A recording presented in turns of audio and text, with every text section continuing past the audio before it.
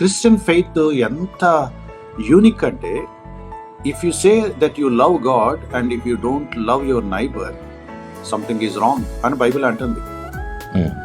నువ్వు దేవుణ్ణి ప్రేమిస్తున్నావు అని గనక అంటే ఇన్ఎవిటబుల్ గా, మ్యాండేటరీగా, తప్పనిసరిగా సాటి మనిషిని కూడా నువ్వు ప్రేమించాల్సిందే. ఈ రెండిట్లో ఒకటి నేను చూస్ చేసుకుంటానంటే కుదరదు.